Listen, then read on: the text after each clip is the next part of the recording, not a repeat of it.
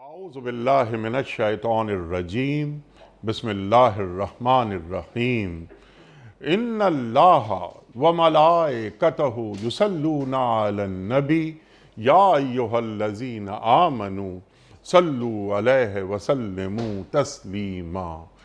اللهم صل على سيدنا ونبينا وشفينا ومولانا محمد وعلى آل محمد وبارک وسلم۔ محترم خواتین و حضرات، السلام علیکم۔ پیام صبح کے ساتھ ایک بار پھر حاضر میں ہوں آپ کا میزبان انیق احمد۔ پیر، منگل، بدھ اور جمعرات، ان 4 دنوں میں ہم قرآن کریم کی مختلف آیات کے تعلق سے اپنے ملک کے جید علماء سے سیکھتے ہیں کہ قرآن کریم کی یہ آیات ہم سے کیا مخاطبت کر رہی ہیں، ہم سے کیا کیا تقاضے کرتی ہیں، ہمیں کہاں دیکھنا چاہتی ہیں، ہمیں کیسا دیکھنا چاہتی ہیں۔ اللہ تعالیٰ نے یہ زمین والوں سے جو آخری کلام کیا، وہ کیا ہے کلام، اس کے معنی مفاہیم کیا ہیں، تشریحات کیا ہیں۔ ہمارے ملک کے جید علماء پیام صبح میں تشریف لاتے ہیں اور قرآن کریم سے ہمیں قریب کر دیتے ہیں، اور خاص طور پر ہم اہل ایمان کو بتاتے ہیں کہ تمہارا مقام ہے کیا۔ قرآن کریم تو پوری انسانیت سے مخاطبت کرتا ہے، آپ اور ہم جانتے ہیں ہدی للناس، ہدی للناس، ہدی للناس کی بات ہوتی ہے۔ خواتین و حضرات، قرآن کریم کی چند آیات یا ایھا الذین آمنوا سے شروع ہوتی ہیں۔ کئی مرتبہ اس پر گفتگو ہو چکی ہے کہ قرآن کریم میں کوئی 89 آیات ہیں، 89 آیات جن کا آغاز ہوتا ہے یا ایھا الذین آمنوا سے۔ آج ہم سورہ انفال کی آیات 27 اور 28 پر بات کروائیں گے اپنے ملک کے ایک ممتاز عالم دین سے، ایک مفسر قرآن سے جو ہمارے ساتھ شریک ہیں اسلام آباد سے۔ اللہ تعالیٰ فرما رہا ہے کہ اے لوگو جو ایمان کے دعوے دار ہو، کیا کرو؟ جانتے بوجھتے اللہ اور اللہ کے رسول صلی اللہ علیہ وآلہ وسلم سے خیانت نہ کرو، جانتے بوجھتے۔ اللہ اکبر، اللہ اکبر۔ خواتین و حضرات، یہ امانت کون سی ہے، یہ کون سی دی گئی ہے جس کی خیانت کی بات یہاں پر اللہ تعالیٰ فرما رہا ہے کہ اللہ اور اللہ کے رسول صلی اللہ علیہ وآلہ وسلم سے جانتے بوجھتے خیانت نہ کرو۔ یہ جو کلمہ ہے یا ہمارا کوئی بھی عہد ہے، وہ ایک امانت ہوتا ہے۔ ہمارے جو مناصب ہیں، ہمارے جو مرتبے ہیں، ہمارے جو عہدے ہیں، وہ بھی امانت ہوتے ہیں ہمارے پاس۔ خواتین و حضرات، سرکار دو عالم صلی اللہ علیہ وآلہ وسلم سے وفاداری، وہ بھی ایک امانت ہے، ہمارا عہد ہے۔ لا الہ الا اللہ محمد الرسول اللہ، یہ کلمہ طیبہ جو ہم نے پڑھا ہے، یہ بھی ایک وعدہ ہے، یہ عہد ہے، یہ ایک امانت ہے، یہ دین ایک امانت ہے، یہ قرآن کریم ایک امانت ہے۔ یہ امانت جب پہاڑوں کو دی جا رہی تھی تو انہوں نے اس کا بوجھ اٹھانے سے انکار کر دیا۔ انسان ظلوماً جہولا، انسان نے اٹھایا۔ وہ کون کون سی امانتیں ہیں؟ خواتین و حضرات، اس پر ذرا بات کروائیں گے، اور پھر اللہ تعالیٰ بات کر رہا ہے، ہمیں یہ نصیحت کر رہا ہے، روشنی دے رہا ہے کہ یہ مال اور یہ اولاد، یہ دراصل آزمائشیں ہیں۔ اللہ کے پاس تمہیں دینے کے لیے بہت اجر ہے، بشرطے کہ تم اللہ اور اللہ کے رسول صلی اللہ علیہ وآلہ وسلم کے ساتھ وفادار رہو۔ خواتین و حضرات، تشریف فرما ہیں اسلام آباد میں ہمارے ملک کا ایک ممتاز نام، ایک محبوب نام، محترم ڈاکٹر حبیب الرحمن عاصم صاحب۔ ڈاکٹر صاحب کا تعلق مختلف یونیورسٹیز سے، پوری زندگی اسی میں گزری، یعنی پڑھنا اور پڑھانا، بس کیا بہترین یہ شوق ہے۔ اور اس شوق کو اللہ تعالیٰ اگر پیشہ بنا دے اور روزی روٹی کا ذریعہ بنا دے تو اس سے اچھی کیا بات ہے۔ ڈاکٹر صاحب کو خوش آمدید کہتے ہوئے پروگرام کا آغاز اللہ تعالیٰ کے بابرکت نام سے، سورہ انفال آیات 27 اور 28۔ اعوذ باللہ من الشیطان الرجیم، بسم اللہ الرحمن الرحیم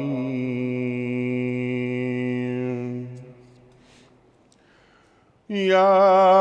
ایہا الذین آمنوا لا تخونوا اللہ والرسول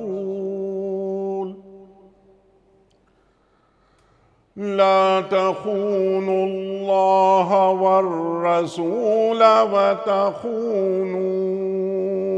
اماناتکم وانتم تعلمون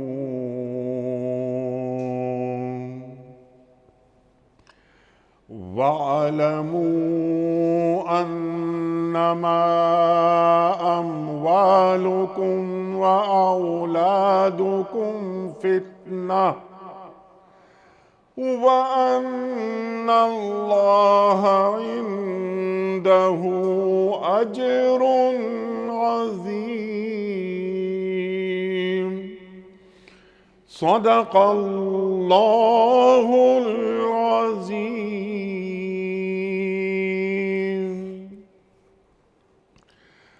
اے لوگو جو ایمان لائے ہو،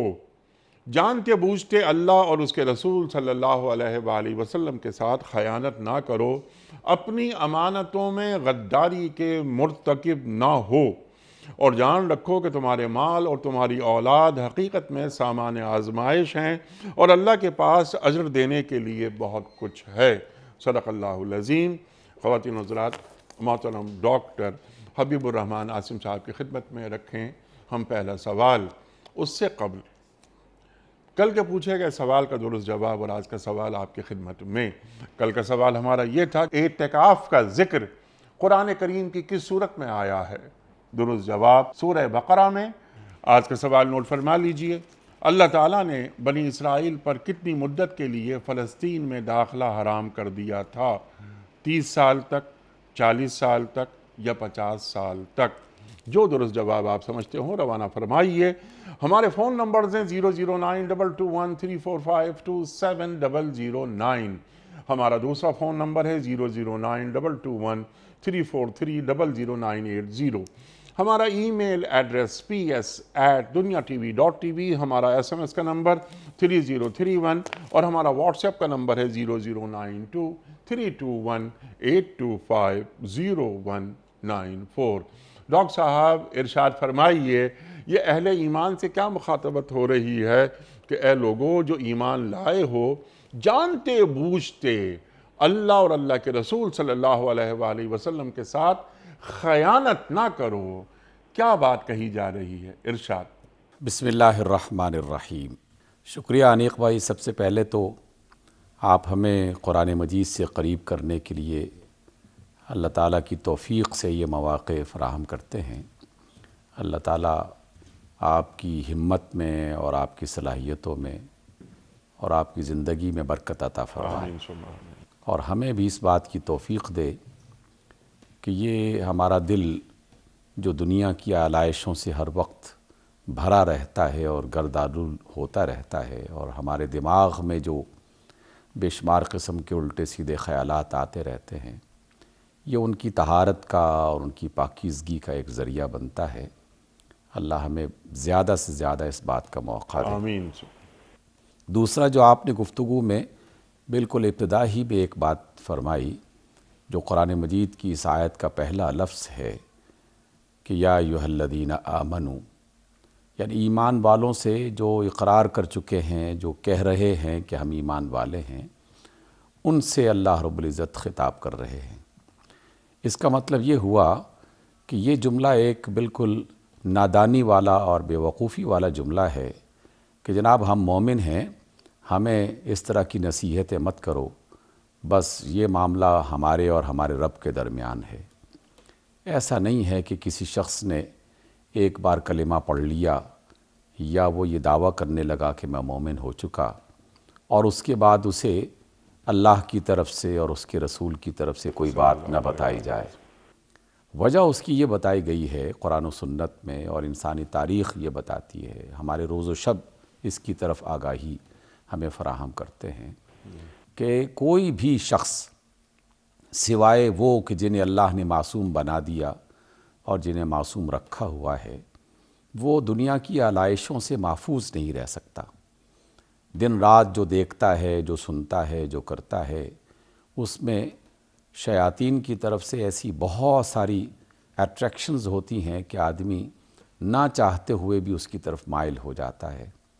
اس وجہ سے ایمان کا اقرار کرنے کے باوجود، نمازوں اور روزوں کا اہتمام کرنے کے باوجود، اس بات کا قوی امکان رہتا ہے کہ کوئی بھی شخص کسی بھی لمحے پھسل بھی سکتا ہے، بہک بھی سکتا ہے اور گمراہ بھی ہو سکتا ہے۔ جی اس لیے مسلسل رہنمائی کی ضرورت ہے، مسلسل توجہ کی ضرورت ہے، مسلسل اللہ اور اس کے رسول صلی اللہ علیہ وسلم سے ایک تعلق قائم کرنے کی ضرورت ہے۔ اور پھر اللہ رب العزت چونکہ ہماری تمام کمزوریوں کو نہ صرف جانتا ہے بلکہ وہ تو خود اسے تخلیق کرنے والا ہے، اس نے یہ رکھی ہی اس لیے ہے تاکہ ہماری آزمائش کی جا سکے، تو وہ پھر مختلف اوقات میں ہماری ان کمزوریوں کو سامنے رکھتے ہوئے جن گناہوں میں ہم شریک ہو جاتے ہیں یا اس کا حصہ بن جاتے ہیں، ان کا باقاعدہ نام لے کر ہمیں آگاہ کرتے ہیں کہ خبردار رہنا، کہیں تم سے یہ والی غلطی نہ ہو جائے، یہ والی غلطی نہ ہو جائے۔ اور پھر رسول اللہ صلی اللہ علیہ وسلم کے وہ سارے فرامین جو اس کیفیت کو واضح بھی کرتے ہیں اور اس کیفیت سے نکلنے کا راستہ بھی بتاتے ہیں، وہ مزید رہنمائی کرتے ہیں کہ انسان جب کوئی غلطی کرتا ہے تو دل اس پر ایک سیاہ داغ پڑتا ہے، پھر وہ بڑھتے بڑھتے ایسا بھی ہو سکتا ہے کہ پورا دل ہی سیاہ ہو جائے، لیکن اگر اس نے توبہ کر لی تو وہ داغ مٹا دیا جاتا ہے، دھو دیا جاتا ہے۔ یعنی یہ ساری باتیں ہمیں بار بار دہرانے کی ضرورت بھی ہے، چونکہ یہ ہماری فطرت کی اس کے اندر یہ شامل کر دی گئی ہے۔ اگر ہم یہ نہ کریں تو نہ جانے کب ہم اس سیاہ داغ کے گھیرے میں آ جائیں اور پھر دل و دماغ سوچنے کی کیفیت سے عاری ہو جائے۔ اس لیے انیق بھائی، آپ نے جس آیت کا انتخاب کیا قرآن مجید کی ہر آیت کی طرح ہی پرجلال بھی ہے اور نصیحت آموز بھی ہے۔ اللہ فرماتے ہیں کہ ایمان والو، اللہ سے اور اس کے رسول سے خیانت نہ کرو۔ اور خیانت کا آپ نے جو ترجمہ کیا ہے وہ ہے غداری، بالکل منفرد قسم کا یہ معنی ہے۔ اور حقیقت میں خیانت جب کوئی آدمی جان بوجھ کر کرتا ہے تو وہ ایک طرح کی غداری ہو جاتی ہے۔ اللہ بھولے سے ہو جائے تو اس کا تو یہاں ذکر ہی نہیں کیا گیا، بلکہ یہاں تو ذکر کیا گیا وَأَنْتُمْ تَعْلَمُونَ، کہ تمہیں خبر ہے کہ تم یہ غلط کام کر رہے ہو لیکن پھر بھی کیے جا رہے ہو، اور یہ اس بات کی علامت ہے کہ تم ضد، ہٹ دھرمی اور بغاوت کے راستے پر چل پڑے ہو۔ تو یہ ایک طرح کی بغاوت بن جاتی ہے جب انسان جانتا بھی ہو اور جان بوجھ کر اسی غلط راہ پہ مسلسل چلتا رہے اور توبہ کرنے کے لیے بھی تیار نہ ہو، اپنے اللہ سے معافی طلب کرنے اور اس کی رحمت کو حاصل کرنے کے لیے دعا بھی وہ نہ کر رہا ہو، تو در حقیقت یہ اس کی طرف اشارہ ہے۔ اس اعتبار سے اللہ کے ساتھ خیانت نہ کرو اور اللہ کے رسول کے ساتھ خیانت نہ کرو۔ اللہ رب العزت نے انسان کو جو کچھ بھی عطا کر رکھا ہے، چونکہ انسان اس کا مالک نہیں ہے، محض اس کا استعمال کرنے والا ایک فرد ہے، اللہ تعالیٰ نے یہ چیزیں اس کے پاس امانت کے طور پر رکھی ہیں، اس کی زندگی، اس کی جان، اس کی صلاحیت، اس کی عقل اور اس کے اختیارات، اور اس کے ساتھ ساتھ جو بھی وابستہ دیگر اشیاء ہیں جن میں سے بطور خاص 2 کا ذکر کیا گیا، ہم اس کے طرف انشاءاللہ کچھ دیر تک آتے ہیں آپ کے سوال کے جواب کے نتیجے میں۔ تو جو بھی اللہ نے مجھے، آپ کو اور تمام انسانوں کو عطا کر رکھا ہے وہ اللہ کا ہے اور اللہ اس کا مالک ہے۔ اگر وہ مالک ہے اور ہم مالک نہیں ہیں تو اس کا مطلب یہ ہے کہ یہ تمام نعمتیں ہمارے پاس کچھ وقت کے لیے اور اس کے خاص استعمال کے لیے اللہ نے ہمارے پاس رکھی ہیں۔ جو چیز اس کیفیت میں رکھی جائے اسے امانت ہی کہا جاتا ہے۔ آپ نے مزید اس میں اشارہ فرماتے ہوئے راستہ کھول دیا کہ ہم عام طور پر مال و متاع ہی کو امانت سمجھتے ہیں، جبکہ اللہ تعالیٰ کی جو سب سے بڑی امانت ہے جس کا خود اس نے ذکر کیا ہے اور آپ نے اس آیت کا حوالہ بھی دیا، وہ تو ہے اللہ کا پیغام، اللہ کا دین، اللہ کی وہ باتیں جس کی وجہ سے انسان نے اس کی روشنی کے میں رہتے ہوئے زندگی کے راستے پر چلنا ہے۔ تو اس اعتبار سے دین اسلام، اللہ کی تعلیمات، اللہ کے احکام، اللہ کی طرف سے وہ باتیں جو فرض کر دی گئی ہیں، وہ باتیں جن کو پسند کیا گیا ہے، وہ باتیں جن سے منع کر دیا گیا ہے، اس اعتبار سے تقریباً بیشتر مفسرین نے اللہ کی جو امانت ہے اس سے مراد وہ فرائض اور واجبات لیے ہیں کہ جو اللہ نے ہر انسان کے لیے بتا دیے، واضح کر دیے کہ یہ کام تم نے ہر صورت میں کرنے ہیں اور ان کاموں سے تم نے ہر صورت میں بچنا ہے، ٹھیک، اور اس میں کوئی گنجائش نہیں رکھی، کوئی آپشن نہیں رکھی، کوئی اختیار نہیں رکھا گیا۔ تو جو کام اللہ تعالیٰ کی طرف سے واضح انداز میں فرض کر دی جائیں، کمپلسری ہو جائیں، ضروری ہو جائیں، تو ان کو تو چھوڑنے کی کوئی صورت انسان کو سوچنی بھی نہیں چاہیے۔ ٹھیک، اس اعتبار سے جو لوگ اللہ تعالیٰ کی فرض امانتوں کو جو ہم پر لازم ہیں، لاگو ہیں اور ہمارے لیے انتہائی ضروری ہیں، انہیں نظر انداز کر دیتے ہیں، وہ ایک بہت بڑے گناہ کا ارتکاب کرتے ہیں۔ اور اگر وہ صرف نظر انداز نہ کر رہے ہوں بلکہ ان کو ناپسند بھی کر رہے ہوں تو پھر یہ انتہائی باغیانہ رویہ ہے، اور ایسے افراد بغاوت کے راستے پر چل رہے ہوتے ہیں۔ اور اگر وہ نہ صرف یہ کہ اس کو ناپسند کر رہے ہوں بلکہ کسی موقع پر بھی اللہ تعالیٰ کے کسی عطا کردہ فرض کو ماننے سے انکار کر دیں کہ یہ تو ہم مانتے ہی نہیں ہیں، پھر تو وہ اس سے بھی آگے بڑھ کر کفر کے اور الحاد کے راستے پر چل پڑتے ہیں، جن کے لیے اللہ تعالیٰ نے سخت وعید اور سخت غصے کا اظہار فرمایا ہے۔ اور جو اللہ نے فرمایا ہے وہ اللہ نے ہم سے براہ راست نہیں کہا، ہمیں تو رسول اللہ صلی اللہ علیہ وسلم کے واسطے سے وہ بات پہنچی ہے۔ اس لیے جہاں اللہ کی بات ہوگی وہاں رسول کا ذکر لازماً اس لیے کیا جاتا ہے کہ وہ اتنا بڑا وسیلہ ہے کہ اس کے بغیر اللہ تعالیٰ کی طرف سے عطا کردہ باتیں اور فرائض اور احکام ہم جان ہی نہیں سکتے۔ اللہ تعالیٰ نے اس وسیلے کو اتنا معتبر بنا دیا ہے کہ بے شمار موقعوں پر اللہ کی اطاعت کو اور رسول کی اطاعت کو ایک ہی بنا دیا ہے کہ جس نے رسول کی اطاعت کی حقیقت میں اس نے اللہ کی اطاعت کی ہے، اور جو اللہ کے رسول کی اطاعت نہیں کر رہا اور وہ یہ دعویٰ کر رہا ہے کہ جناب میں نے اپنی سلیمانہ فطرت جو ہے وہ اس کی بنیاد پر خود سے کچھ چیزیں جان لی ہیں اور میں تو بس انہی پر عمل کروں گا، ایسے کروڑ ہا کروڑ انسان اور ہزار ہا ہزار قومیں اور معاشرے گمراہی میں تھے، گمراہی میں ہیں اور آئندہ بھی گمراہی میں پڑتے رہیں گے۔ اس لیے رسول اتنا بڑا وسیلہ اور اتنا مضبوط ایک سورس ہے کہ جس کے بغیر ہم اللہ تعالیٰ کے احکام کو کم از کم نہیں جان سکتے۔ اس کی نعمتیں تو مل ہی رہی ہیں اور وہ اللہ تعالیٰ نے اپنی ایک دوسرے قانون فطرت کے مطابق ہمیں عطا کر رکھی ہے۔ سبحان اللہ۔ اس اعتبار سے پہلا جو حصہ ہے وہ ہمیں اچھی طرح سمجھنا چاہیے کہ ہم ایمان والے ہیں، ہم اس بات کا دعویٰ کرتے ہیں،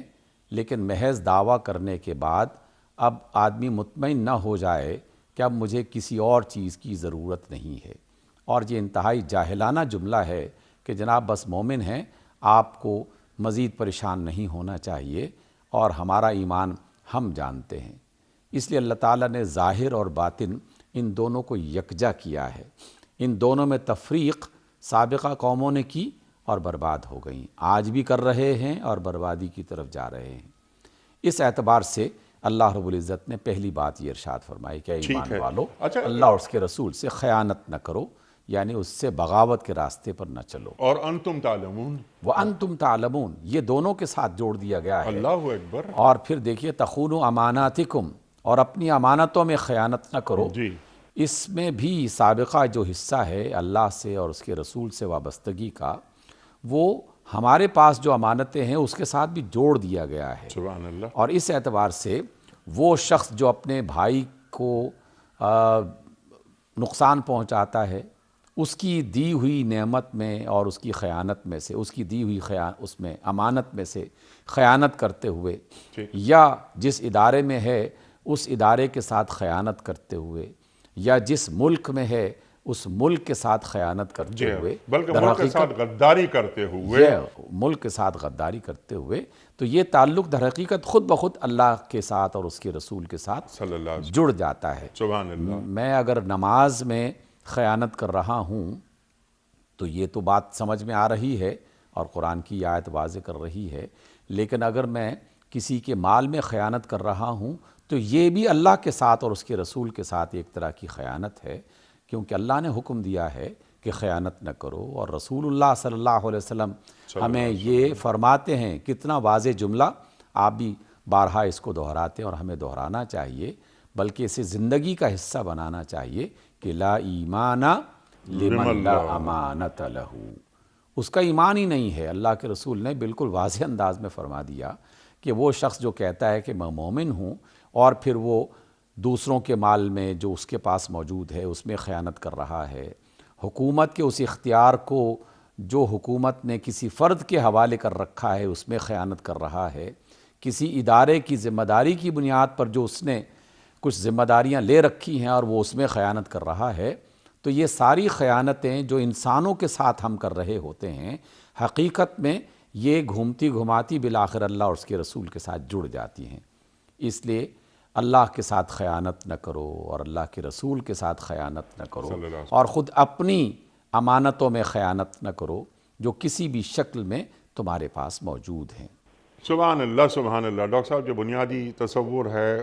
وہ آپ نے بیان فرما دیا اور کینوس آپ نے بڑھا دیا کہ ہمارے پاس جو مرتبے ہوتے ہیں، کچھ مناصب ہمیں حاصل ہوتے ہیں، ہم نقصان نہ پہنچائیں، وہاں بیٹھ کر کسی کرسی پر بیٹھ کر بددیانتی نہ کریں، اور امانت میں جو خیانت کرتا ہے وہ منافق ہوتا ہے۔ منافق کی نشانیوں میں سے ایک نشانی یہ کہ جب اسے کوئی امانت دی جائے تو وہ خیانت کرتا ہے۔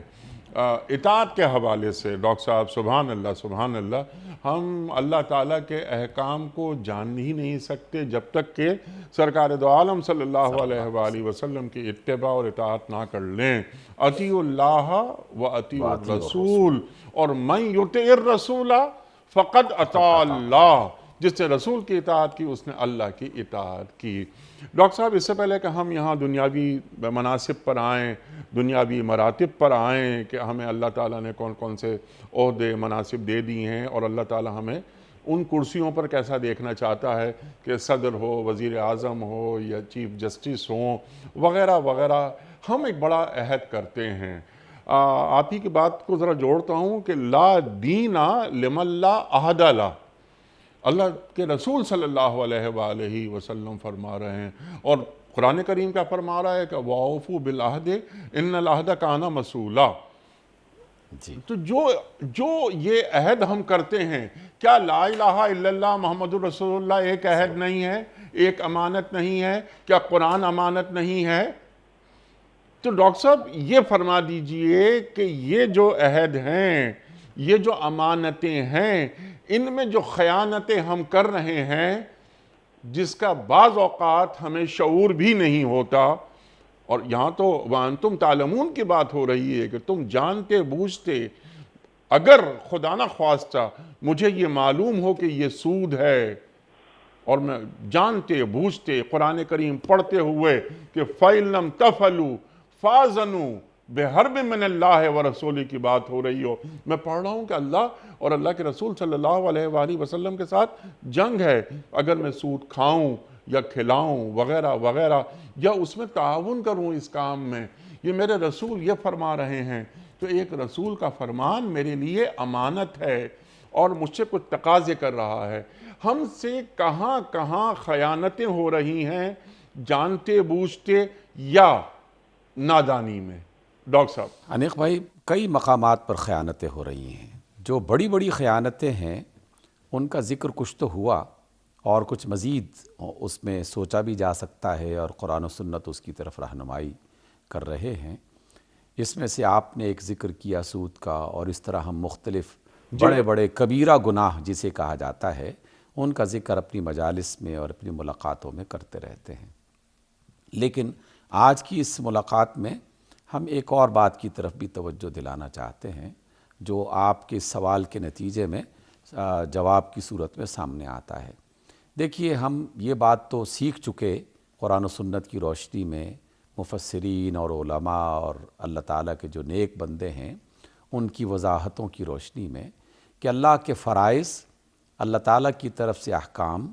اور جن کی تقسیم اور جن پر غور و تدبر کرنے کے بعد علماء نے، فقہاء نے بعض کو واجبات کے درجے میں رکھ دیا، بعض کو اس کے علاوہ ایک تفصیل بنائی جاتی ہے، اور یہ ساری کی ساری تفصیل، اس میں ایک جملہ معترضہ یعنی ضمناً ایک بات یہ بھی عرض کر دوں کہ ہمارے ہاں دو طرح کے طبقات وجود میں آ گئے۔ ایک طبقہ وہ کہ جو اس طرح کی اصطلاحات جو ہیں ان کا سرے سے انکاری کر دیتے ہیں اور کہتے ہیں نہیں جناب اس کی تو کوئی حیثیت ہی نہیں ہے، یہ تو قرآن و سنت میں واجب اور یہ سنت مؤکدہ اور غیر مؤکدہ وغیرہ وغیرہ اس کی کوئی حیثیت نہیں ہے۔ لیکن حقیقت میں اگر کوئی شخص کھلے دل سے اور غیر جانبدار ہو کر ان کا جائزہ لے تو تعلیم کے شعبے میں زندگی کا ایک مسلسل عمل ہے کہ آپ ایک چیز سمجھانا چاہتے ہیں، وہ چیز اپنے جوہر کے اعتبار سے بہت بڑی ہے، لیکن آپ جن افراد کو، جن طلبہ کو، جن آنے والی نسلوں کو سمجھانا چاہتے ہیں تو پھر ان پر غور و تدبر کرنے کے بعد انہیں کیٹیگرائز کر دیتے ہیں اور اس کو آسان بنا دیتے ہیں کہ بھائی یہ 5 کام جو ہیں یہ تو ہر صورت میں کرنے ہیں، اس میں تو گنجائش ہی نہیں ہے۔ ہاں یہ والے جو 5 کام اور ہیں قرآن و سنت کی روشنی بتاتی ہے کہ یہ کام بھی کرنے چاہیے، لیکن یہ فرض کے مقابلے میں ذرا کم ہیں، اس میں اگر کوئی کوتاہی ہو جائے تو وہ کوتاہی مسلسل نہیں ہونی چاہیے، اور جیسے ہی موقع ملے اس کوتاہی کو، اس کمی کو پورا کر دینا چاہیے۔ ہاں یہ والا دائرہ ہے کہ جس میں اللہ رب العزت نے خود اپنی حکمت سے اور خود اپنے امر سے اس میں گنجائش رکھی ہوئی ہے کہ یہ کر لو یا نہ کر لو، کرو گے تو بہت بہتر ہوگا، نہ کرو گے تو ہم تمہیں معاف کر دیں گے۔ ترتیب میں الٹ پلٹ ہو جانا، کچھ چیزوں کو نہ اختیار کرنا، ہم اس میں ایک بہت بڑی خیانت یہ کرتے ہیں کہ جو چیزیں اللہ تعالیٰ نے رخصت کے میدان میں رکھی ہوئی ہیں ہم بعض اوقات انہیں بڑھا چڑھا کر فرض کے دائرے میں لے آتے ہیں، اور جہاں کہیں کسی شخص کو دیکھا کہ وہ ان چھوٹی چیزوں کی طرف رجحان نہیں رکھتا یا اس کی پابندی اختیار نہیں کرتا، ہم فوری طور پر اس پر ایک بڑا سا فتویٰ لگا دیتے ہیں۔ یہ علماء کی خیانت ہے، یہ علم کی خیانت ہے، کیونکہ جو چیز جس مقام پر ہے، جتنی مقدار میں ہے، جتنی حیثیت میں ہے، اس کو جاننا یہ علماء کا پہلے کام ہے، اور علماء کو چاہیے کہ وہ اسے لوگوں تک پہنچائیں اور انہیں یہ سمجھائیں کہ جناب اگر کوئی شخص جو ہے وہ یہ والا کام کر رہا ہے جو اللہ اور اس کے رسول کی طرف سے فرض بنا دیا گیا ہے، یہ تو ہر صورت میں کرنا ہی کرنا ہے، لیکن جہاں رخصت مل گئی تو وہاں خامخواہ اس میں سختی اختیار نہ کی جائے۔ مثلا بہت ساری باتیں ہیں، میں ضمناً ایک چھوٹی سی بات عرض کر دوں جو رسول اللہ صلی اللہ علیہ وسلم کا فرمان گرامی ہے۔ مثلا نماز قصر کی اجازت دی گئی اور اس کی طرف رغبت دلائی گئی۔ جب اللہ تعالیٰ نے نماز قصر کے بارے میں تعلیم دی، اس کا حکم قرآن مجید میں آیا، رسول اللہ صلی اللہ علیہ وسلم نے اس کی تفصیل بتا دی کہ اس سے مراد کیا ہے۔ اب اس کے بعد کچھ نوافل کے بارے میں، کچھ ایسی سنتوں کے بارے میں اگر کوئی شخص یہ سخت رویہ اختیار کر لے کہ اگر تم نے یہ نہ پڑھی تو پھر تمہاری نماز ہی باطل ہو جائے گی، تو حقیقت میں یہ اس کی طرف سے ایک زیادتی ہوگی۔ اور اگر کوئی شخص سنتوں کو چھوڑتے ہوئے اس درجے میں پہنچ جائے کہ فرض بھی چھوڑنا شروع کر دے تو یقیناً یہ بھی خیانت کی طرف ایک سفر ہوتا ہے، ایک قدم اٹھنا ہوتا ہے۔ اس لیے علماء اپنے درجے میں، اپنے دائرے میں خیانت کرتے ہیں، اور پھر دیگر افراد بھی اپنے اپنے شعبہ میں اسی طرح کی خیانتیں کر رہے ہوتے ہیں۔ مثلا قرآن مجید کا ایک بہت ہی بنیادی اور جوہری اصول ہے کہ اس دنیا میں امن و امان قائم کرنے کے لیے عدل اور انصاف قائم کرنا چاہیے۔ عدل انصاف بڑے معنی میں نہیں میں کہہ رہا، بلکہ اس محدود معنی میں کہ جس میں عدالت ہوتی ہے، جس میں مقدمات ہوتے ہیں، جس میں فیصلے کیے جاتے ہیں، وہاں اگر عدل اختیار نہ کیا جائے اور جو اللہ تعالیٰ نے اس بندے کو صلاحیت دی تھی اور اس کی بنیاد پر وہ کسی منصب پہ فائز ہو گیا کہ اس کے ایک معمولی سے حکم کی وجہ سے کوئی شخص اپنی زندگی کو ہار جائے گا یا کوئی شخص جو ہے وہ اپنی زندگی بچا لے گا، کسی کو اس کی امانت واپس مل جائے گی، کوئی اس سے محروم ہو جائے گا اور کوئی اس کے حق اس کے واپس پہنچنے کے امکانات ہو جائیں گے، کسی کا حق چھینا جائے گا۔ ٹھیک، اگر وہ جج جانتے بوجھتے وانتم تعلمون، جانتے بوجھتے کسی ظالم کے حق میں فیصلہ دے دے، ٹھیک، کسی مجرم کے حق میں فیصلہ کر دے ٹھیک، اور کسی معصوم اور بے گناہ کے خلاف فیصلہ کر دے، تو یہ بہت بڑی خیانت ہے، بہت بڑی خیانت ہے۔ ٹھیک ہے۔ اس اعتبار سے بہت ساری جو شعبے ہیں وہ جی ہاں، بھی زندگی اسی کے دائرے میں بہت آ سارے شعبے ہیں کہ جہاں پر عدل اور قسط جو قرآن کریم بات کرتا ہے کہ وہ اس کا اظہار ہونا چاہیے۔ اعدلوا ہوا اقرب للتقوی، قرآن کریم فرما رہا ہے کہ عدل کرو جو کہ تقوی سے قریب تر ہے۔ ڈاکٹر صاحب، اس سے پہلے یہ تمام گفتگو آپ نے بجا فرمائی، لیکن اس سے قبل جو امانتوں کی بات ہم نے کی اور آپ سے سیکھی، اس کا کینوس ذرا ہم اور بڑھا دیتے ہیں نا، یعنی اس انداز سے کہ ہمیں سچا پکا مسلمان اہل ایمان ہمیں ثابت بھی کرنا ہے، اس کا اظہار بھی ہونا چاہیے، یعنی اقرار باللسان و تصدیق بالقلب، یہ تو بات ہو گئی۔ اب چلتا پھرتا ایک مسلمان، یہ راز کسی کو نہیں معلوم کہ مومن قاری نظر آتا ہے، حقیقت میں ہے قرآن۔ مسلمان کو یہ بتانے کی ضرورت نہ ہو کہ میں مسلمان ہوں۔ کچھ لوگ آئے حضرت امام جعفر صادق علیہ السلام کے پاس اور اجازت چاہنے، کہاں جا رہے ہو؟ ہم تبلیغ کے لیے جا رہے ہیں۔ اچھا، تبلیغ کے لیے جا رہے ہو تو کوشش یہ کرنا کہ زبان سے کچھ نہ کہنا پڑے، کوشش یہ کرنا کہ زبان سے کچھ نہ کہنا پڑے۔ تو مسلمان تو ایسا ہوتا ہے نا، تو قرآن کریم جو ایک امانت ہے ہمارے پاس، جس جانب آپ نے بھی اشارہ فرمایا، انٹرو میں نے کچھ کہنے کی کوشش کی تھی، ایک مسلمان کو، ایک اہل ایمان کو قرآن کریم کیسا دیکھنا چاہتا ہے کہ کیا وہ امانت دار ہے، یعنی کیا وہ امین ہے؟ قرآن کریم کو اس نے حرز جاں بنایا ہوا ہے۔ دین کی اہمیت اس کی نگاہ میں، اس کی زندگی میں، اس کے گھر میں، اس کے کاروبار میں ہم 10 طرح کے عہد کرتے ہیں، کر چکے ہیں اللہ تعالیٰ سے۔ اب اس کو اور ذرا آگے اگر بڑھا لیں، میں تمام یہ گفتگو آپ سے سننا چاہ رہا ہوں ڈاکٹر صاحب کہ اِنَّ صَلَاتِي وَنُسُكِي وَمَحْيَايَ وَمَمَاتِي لِلَّهِ رَبِّ الْعَالَمِينَ۔ تو یہ سب عہد ہے نا ڈاکٹر صاحب کہ میری نمازیں، میری قربانیاں، میری زندگی، میری موت للہ رب العالمین، سب اللہ کے لیے ہے۔ تو یہ میں قرآن کریم پڑھ رہا ہوں، عہد کر رہا ہوں، یہ تو قولی اقرار، عملی انکار، کیا یہ امانت میں غداری نہیں ہے؟ 100% غداری ہے۔ میں اگر اس کو بالکل برملا کہوں اور واضح انداز میں یہ بات کہوں، جب آپ نے اس آیت کو پڑھا ہے تو یہ آیت تو زندگی کو ہر اعتبار سے اپنے حصار میں لے لیتی ہے۔ اس میں کوئی بھی جز انسانی زندگی کا خالی نہیں رہتا، باہر نہیں رہتا۔ اس اعتبار سے ہم یہ بات اپنی مجلسوں میں کہتے رہے ہیں اور کہہ رہے ہیں اور آئندہ بھی کہتے رہیں گے اللہ کی توفیق سے۔ میں اپنے دوستوں سے یہ بات شیئر کرتا رہتا ہوں کہ ہم جب کسی شخص کو نماز پڑھتے دیکھتے ہیں تو کہتے ہیں کہ یہ دین کا کام کر رہا ہے، یہ عبادت کر رہا ہے۔ روزہ رکھا ہوا ہے تو ہم اسے دین کا اور عبادت کا حصہ سمجھتے ہیں اور اس کا کام سمجھتے ہیں۔ لیکن مجھے بہت کم، شاید ہی کبھی ایسا موقع ملا ہو کہ میں نے سنا ہو ایک شخص دکان پہ بیٹھا ہوا مال بیچ رہا ہے، مال خرید رہا ہے، اور وہ اس نیت سے جا رہا ہو جیسے کوئی شخص نماز ادا کرنے کے لیے مسجد کی طرف جا رہا ہوتا ہے۔ کوئی ایک شخص اپنے دفتر میں اپنے کام کو، اپنے جاب کو پورا کرنے کے لیے جا رہا ہو اور وہ اس نیت سے اپنے گھر سے نکلا ہو کہ میں بھی ایک عبادت کو پورا کرنے کے لیے اس طرح جا رہا ہوں جیسے مسجد کی طرف جاتا ہوں۔ کیونکہ ہماری زندگی کا تو ایک ایک قدم عبادت ہے اور ایک ایک کام عبادت ہے۔ اللہ نے تو ہمارے کسی کام کو عبادت سے خالی ہی نہیں کیا۔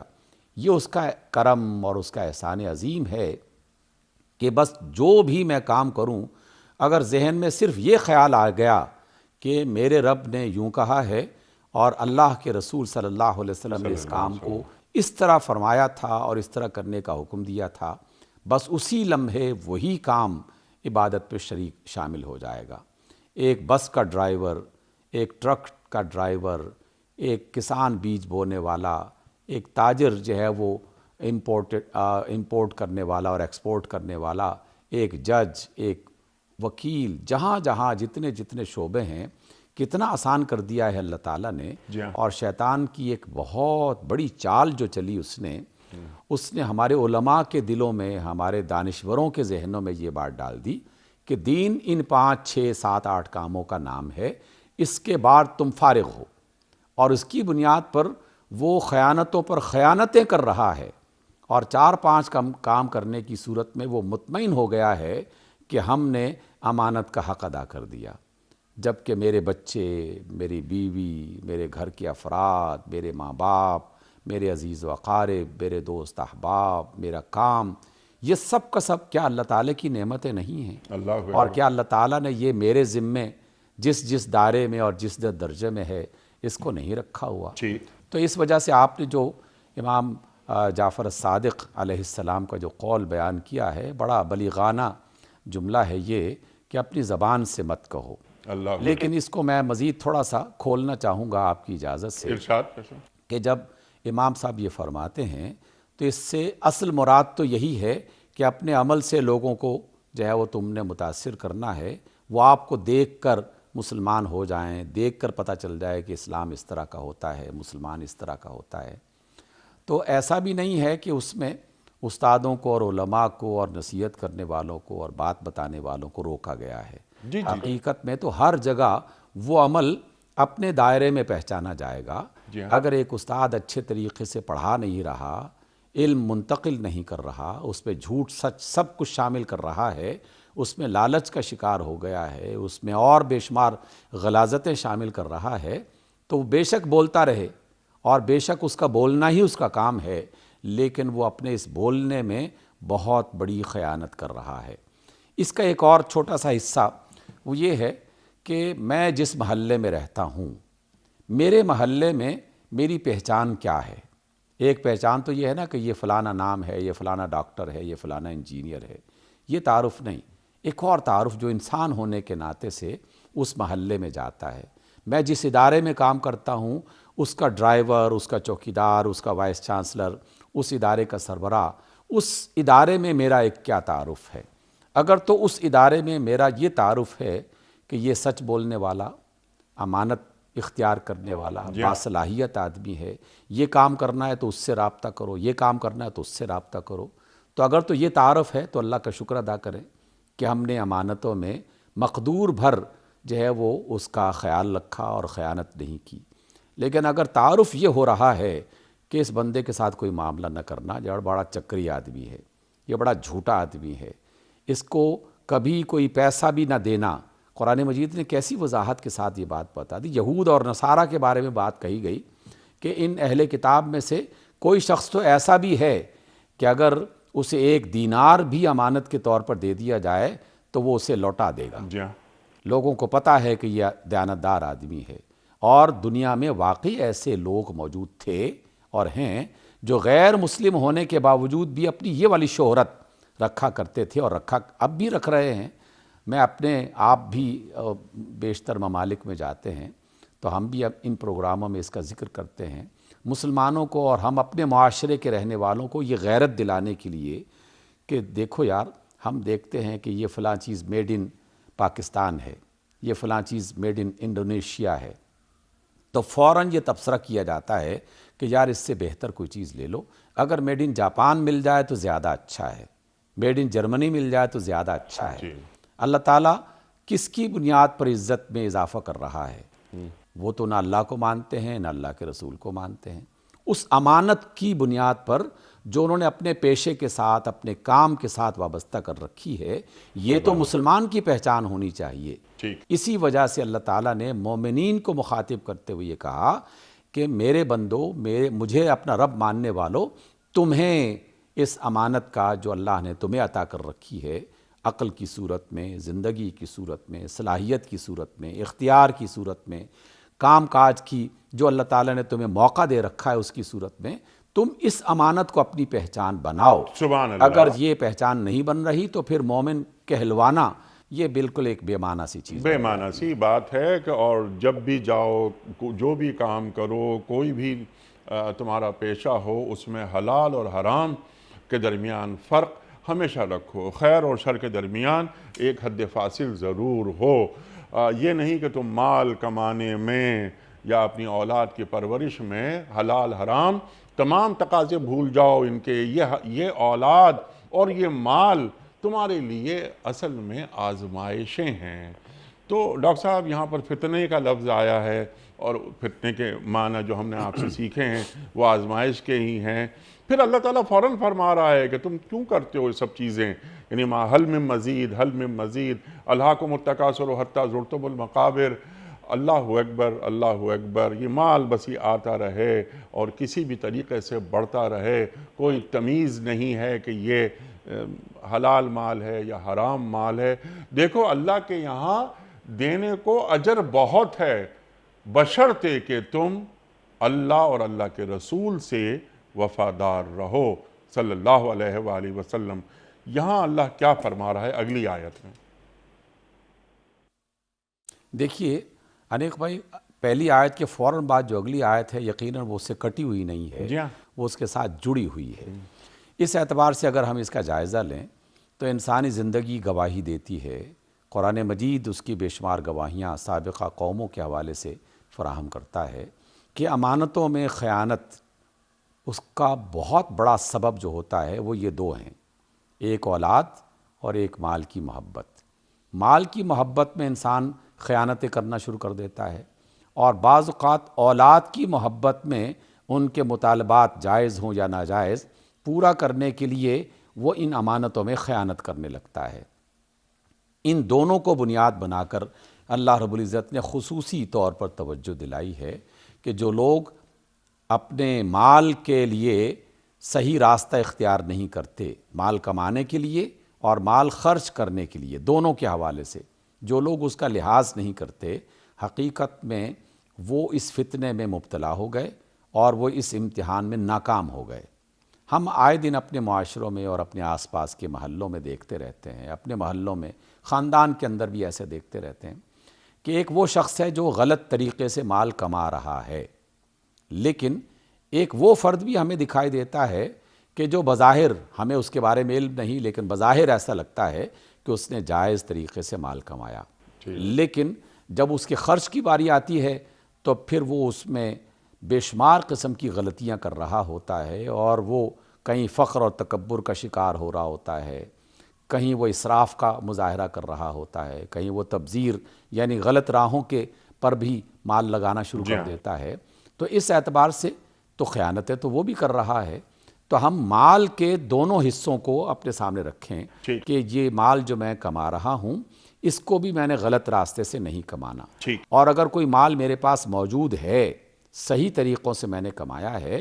تو اللہ تعالیٰ کا وہ کام جو اس نے ہمارے ذمہ لگا رکھا ہے وہ مکمل نہیں ہو جاتا، ایک دوسرا حصہ فوراً شروع ہو جاتا ہے کہ تم نے اس مال کو خرچ کیسے کیا ہے۔ آپ صلی اللہ علیہ وسلم کا وہ فرمان یقیناً آپ کو بھی یاد ہے اور ہم بارہا اس کو دہراتے رہتے ہیں کہ قیامت کے روز حشر کے میدان میں ابتدائی جو سوال کیے جائیں گے جس کے بغیر اگلے مراحل طے نہیں ہوں گے، ان میں سے ایک سوال یہ بھی ہوگا کہ مال کہاں سے کمایا تھا اور کہاں خرچ کیا تھا۔ ان دونوں حوالوں سے ہمیں بہت محتاط ہونا چاہیے۔ آج کل یہ شادی بیاہ کا موسم ہے، ہم دیکھتے رہتے ہیں کہ ساری ساری رات اور کئی دن تک اس میں مال اس طرح خرچ کیا جاتا ہے کہ آدمی پریشان ہو جاتا ہے کہ آس پاس ایسے بیسیوں گھرانے کہ جن کے پاس بنیادی ضرورت کا سامان موجود نہیں ہوتا، بنیادی ضرورت کا جو ہر ایک انسان کی جسمانی اور حیوانی ضرورت ہے، کھانے کے لیے کچھ چاہیے، پہننے کے لیے کچھ چاہیے، رہنے کے لیے کوئی جگہ چاہیے، بیماری کے لیے، صحت کے لیے، دوا کے لیے اسے بہت کچھ چاہیے۔ تو یہ بنیادی اس کی ضرورتیں پوری نہیں ہو رہیں، اور دوسری طرف یہ ہے کہ ایک شادی میں کئی کروڑ خرچ کیا جا رہا ہے، اور اس میں وہ شخص مومن بھی ہے، حاجی صاحب بھی لکھا ہوا ہے اس کے اوپر، الحاج بھی لکھا ہوا ہے۔ تو کہاں غلطی ہو رہی ہے؟ غلطی علم کے میدان میں، دین کی تفہیم کے میدان میں، تبلیغ کے دائرے کے میدان میں یہ نہیں سکھایا گیا کہ جناب صرف حرام طریقے سے مال کمانا منع نہیں کیا گیا، بلکہ حرام راستوں پر اسے خرچ کرنے سے بھی منع کیا گیا ہے۔ اس اعتبار سے ہمیں لازماً توجہ دینی چاہیے۔ پھر اس کے ساتھ ہی ان کے بچے بھی نظر آنا شروع ہو جاتے ہیں کہ ایک صاحب ہیں، بے شمار اس طرح کے لوگ ہیں، لیکن میں ایک صاحب محض محاورتاً استعمال کر رہا ہوں۔ ایک صاحب ہیں اور ان کے بچے جو ہیں وہ 20-20 کروڑ کی گاڑیوں میں سفر کرتے ہیں، پھر سڑکوں پر ہنگامہ آرائی کرتے ہیں، پھر کسی کو قتل کر دینا، کسی کی عزت کو لوٹ لینا، کسی کو نقصان پہنچا دینا، کسی کی زمین جائیداد پر ناجائز قبضہ کر لینا، یہ کوئی مسئلہ نہیں ہے۔ اور والد صاحب جو ہیں وہ دیندار بھی ہیں، حاجی صاحب بھی ہیں، معاشرے میں ایک بڑا نام بھی ہے۔ وہ اپنے بچوں کو محض اس چھوٹے سے جملے سے آزاد کر دیتا ہے کہ بچے ہیں کیا کریں، جی خود بخود ٹھیک ہو جائیں گے، یا بچے ہیں کیا کریں، ہمارے تو کہنے میں نہیں ہیں، بس ان کے پاس یہ چیز ہے۔ یہ اولاد فتنہ ہے، دنیا میں بھی اور آخرت میں سزا کا ذریعہ بن جائے گی۔ یہی اولاد عذاب کا ذریعہ بن جائے گی کہ جس کی طرف ان کے والدین نے توجہ نہ دی، اور جس کی بنیاد پر ان کے والدین نے انہیں نصیحت نہ کی۔ سیدنا عباس علیہ السلام کا یہ جملہ حقیقت میں تربیت اولاد اور تعلیم کی نفسیات میں بنیادی جملہ ہے کہ رسول اللہ صلی اللہ علیہ وسلم نے فرمایا کہ آپ اپنے بچوں کے ساتھ وابستہ ہو جاؤ اور ان کے اخلاق کو بہتر بناؤ۔ وابستہ ہو جانے کا تعلق ایسا تعلق ہے جو بچپن سے لے کر اس وقت تک رہتا ہے جب تک ماں باپ زندہ ہیں اور ان کی اولاد موجود ہے۔ اس لیے ہر گھڑی والدین کو اپنے بچوں پہ نظر رکھنا اور ان کی تربیت کرتے رہنا، ان کے اخلاق و کردار اس کی نشو و نما کرتے رہنا، یہ ذمہ داری فرائض میں سے ہے۔ یہ فرائض میں سے ہے، اور یہ تمام مراحل طے کر لیے جائیں تو اچھی اولاد جب معاشرے میں جاتی ہے تو اچھا معاشرہ پیدا ہو جاتا ہے، پھر اچھی ریاست پیدا ہو جاتی ہے۔ یہ مال اور اولاد کے تعلق سے، اور بلکہ یا ایھا الذین آمنوا کے تعلق سے اللہ تعالیٰ کسی اور جگہ فرماتا ہے کہ یا ایھا الذین آمنوا لا تلہکم اموالکم ولا اولادکم عن ذکر اللہ ومن یفعل ذلک فاولئک ھم الخاسرون۔ اللہ اکبر۔ یہ مال اور یہ اولاد تمہیں اللہ کے ذکر سے غافل نہ کر دیں، اگر ایسا ہو گیا تو تم خسارہ پانے والوں میں سے ہوگے۔ اور یہاں اللہ تعالیٰ فرما رہا ہے کہ اللہ کے پاس تمہارے لیے جو اجر ہے وہ بہت کچھ ہے، بس تم وفاداروں میں رہو اللہ سے اور اللہ کے رسول صلی اللہ علیہ وآلہ وسلم سے وفاداری۔ وقت یہاں ختم ہو گیا خواتین و حضرات۔ ایک اور بڑا سوال کہ اللہ اور اللہ کے رسول سے وفاداری کسے کہتے ہیں، اس کا اظہار کیسے ہوتا ہے، اور کس طرح نظر آتا ہے ایک آدمی، ایک مسلمان، ایک اہل ایمان کہ یہ اللہ اور اللہ کے رسول صلی اللہ علیہ وآلہ وسلم کا وفادار ہے۔ انشاءاللہ کسی اور پروگرام میں ہم ڈاکٹر صاحب سے سیکھیں گے۔ ڈاکٹر صاحب، میں آپ کا بڑا شکر گزار، بڑا ممنون، آپ تشریف لائے اور آپ نے ہماری علمی کمی کو دور کیا، قرآن کریم سے ہمیں قریب کیا۔ ہمارے علماء کو اللہ سلامت رکھے۔ تشریف لاتے ہیں اور ہمیں بتاتے ہیں کہ اللہ تعالیٰ ہمیں کہاں دیکھنا چاہتا ہے اور ہمیں کیسا دیکھنا چاہتا ہے، اور اس کائنات میں ہمارا مقام ہے کیا، یعنی مقام مسلم ہے کیا۔ خواتین و حضرات، کوئز۔ کل کا سوال ہمارا یہ تھا کہ اعتکاف کا ذکر قرآن کریم کی کس صورت میں آیا ہے؟ درست جواب سورہ بقرہ میں۔ آج کا سوال نوٹ فرما لیجئے۔ اللہ تعالیٰ نے بنی اسرائیل پر کتنی مدت کے لیے فلسطین میں داخلہ حرام کر دیا تھا؟ 30 سال تک یا 40 سال تک یا 50 سال تک؟ جو درست جواب آپ سمجھتے ہوں روانہ فرمائیے۔ ہمارے فون نمبرز ہیں 00922134527 ہمارا دوسرا فون نمبر ہے 009221343000980۔ ہمارا ای میل ایڈریس ps@dunyatv.tv، ہمارا SMS کا نمبر 3031، اور ہمارا واٹس ایپ کا نمبر ہے 00923258250194۔ کیا ہی اچھا ہوتا کہ ڈاکٹر صاحب کراچی میں ہوتے اور قرآن اندازی انہی کے دست مبارک سے ہوتی، لیکن کراچی میں کوئی مہمان نہیں، تو یہ ذمہ داری میں نے ادا کی۔ شاہ میر صاحب ہیں، یہ ہیں گھوٹکی سے۔ شاہ میر صاحب گھوٹکی سے آپ کی خدمت میں دنیا ٹی وی کی جانب سے دینی کتب پر مشتمل گفٹ ہیمپر آپ کے گھر روانہ کیا جا رہا ہے بذریعہ کوریئر۔ آپ کو بہت بہت مبارک ہو۔ اختتام ہوتا ہے پیام صبح کا روزانہ ایک قول پر، اور وہ قول ہوتا ہے صاحب نہج البلاغہ امیر المومنین حضرت علی مرتضیٰ کرم اللہ وجہہ کا آپ فرماتے ہیں کہ اس دنیا میں اپنی ضرورت سے زیادہ نہ چاہو، اس دنیا میں اپنی ضرورت سے زیادہ نہ چاہو۔ سبحان اللہ، سبحان اللہ، اللہ اکبر۔ اپنے میزبان انیق احمد کو کل تک کے لیے اجازت دیجیے۔